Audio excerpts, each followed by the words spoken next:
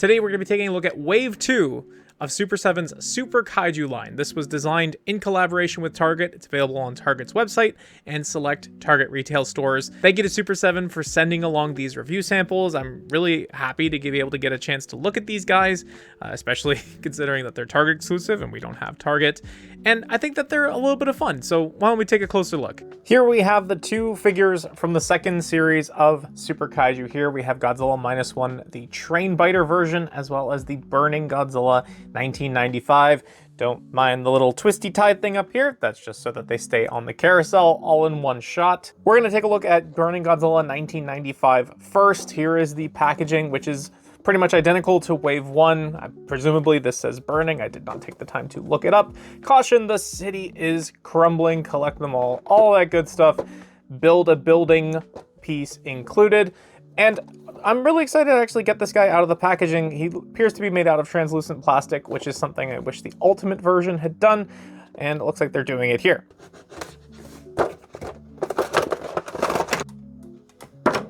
And here we have Burning Godzilla 95 open up and out of the packaging. Now, for the most part, this guy is going to be pretty much identical to the first wave Godzilla 89 with a couple of exceptions. One is the spine on the base of the neck. You can see that there's the extra spine here. This was not present on the 1989 version, which is right here. So there you can see. And then this guy is also cast in translucent plastic, which I know is something that people were really hoping to see with the Ultimates version, but thankfully they've been able to do that here with the Super Kaiju version. Taking a look at the figure itself up close, I would say that the eyes are another point of improvement. The eyes on the first one were a little bit more off to the side, didn't quite line up as well. Here, at least on the copy that I have, the eyes are looking straight ahead and looking really solid. The spines are translucent orange. They're very vibrant in person, very bright. I really like how that looks. The rest of the body is cast in that orange translucent plastic as well, although the darker black paint for the skin does mute the effect a little bit more here, as opposed to here, where there is no paint obscuring that light. In terms of articulation, we have the hinged jaws, which has yet to make an appearance in the Ultimates line. The head swivels the whole way around. Then in the arms, they go up about that far. They can move the whole way around. The elbows bend about that much, bend inward about that much. There is also a twist at the elbow. There is no individual wrist, but you can get that movement here. Nothing in the body, unfortunately. Moving down to the legs, we have ball joints at the thighs. They kick out about that much, rest in about that much, kick forward that far, kick backward about that much. I guess you can go the whole way around actually. At the knee, you have a single hinge knee, which moves about that much. There's also a swivel at the knee, and then you have your pretty much standard ankle rocker. Can bend about that much, and then twist. Tail is on a bendy wire. I don't like to mess with it too much, but if you were to get, let's say, a hairdryer or a heat gun, you can get it some even better flexibility, make it a little bit easier to move things around, get it into whatever position suits your needs. Here is Burning Godzilla next to the Wave 1 Godzilla 89. The black skin of Godzilla 95 is a little bit darker than he looks on the Godzilla 89. I do wish there was a little bit of painted detail on the spines, but I do like the vibrant orange. Here is the building piece that Burning Godzilla comes with. Not really much to say here. It is a unique sculpt compared to the building from Wave 1, but the other figure in the wave, Godzilla Minus One, does not come with one of these, so the prospect of having half a building and needing to wait for the next wave to complete it is a little bit strange. Hopefully there's something that comes out sooner to maybe complete this building. That would be nice. And just because I have them within reach, here is the Mechagodzilla 93 Super Kaiju next to Burning Godzilla. Now we'll take a look at the newest member to the Super Kaiju family. This is Godzilla Minus One, the Train Biter version. I really like this orange-blue stylized graphic here on the front. It's really, really nice. There you have Godzilla on the side, the standard Godzilla Minus One branding look on the back, window box packaging. I really like this on the clean white background. Looks awesome. Some legal stuff on the back. Let's pop this guy open.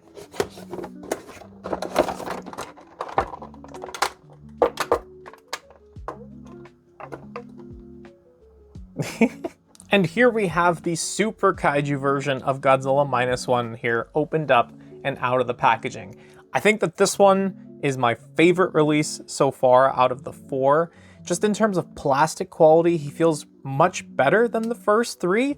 Not that they felt bad per se, but this one just feels like the quality's really been dialed in and they're hitting their stride, but also the painted detail. This guy's got way more detail on his skin and on his spines than any of the figures that have come before it. There's even a little hint, a little touch, a little dabble of lavender purple on the chest, which we'll get a close-up of in just a second. So as you can see, there he is with the train in his mouth. And one thing I want to say is that the train does not stay in nearly as securely as that I would like to. It can come out quite easily. You basically need it in this orientation and you need to really push up on the jaw to get it to fit in there. Originally I had it like this, sort of, I think a little bit more in line with what he was like in the movie, and this doesn't really want to stay in at all. You can get it to stay in there okay, and if you don't touch it, it'll be fine.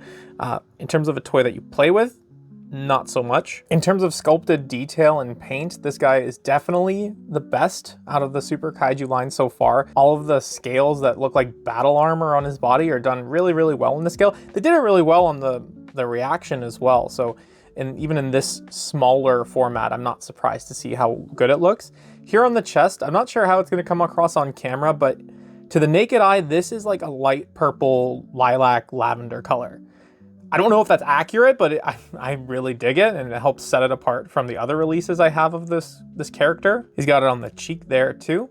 The spines have that almost like rusted bone color, which looks really nice. The tail, like, not to get into articulation just yet, but the tail is a lot more flexible than the Godzillas before it, which makes it really nice. Doesn't feel like it's gonna break. I really like this guy. He just has a lot of personality. And the qualifier of train biter on the packaging makes it seem like there's gonna be more versions of this guy, and I'm pretty stoked on that. Now, with all the detail on Godzilla himself, I'm maybe a little bit disappointed that the train doesn't have just a little bit of paint to bring out some of the details. Like if you look at the reaction train biter figure, they've got black in the windows and all the sculpted details. It just helps bring out the sculpt a little bit more. So I wish we could have seen that. Now, getting into the articulation of this guy, it's pretty much identical to Burning Godzilla and Godzilla 89 before him, with one important distinction. So here at the head, you could flip the jaw down, and he does look kind of strange without the webbing there that you see on the Ultimates figure, but it doesn't look so bad, and you know, you don't have to have his mouth open that dramatically. The head rotates. It is quite stiff on this guy.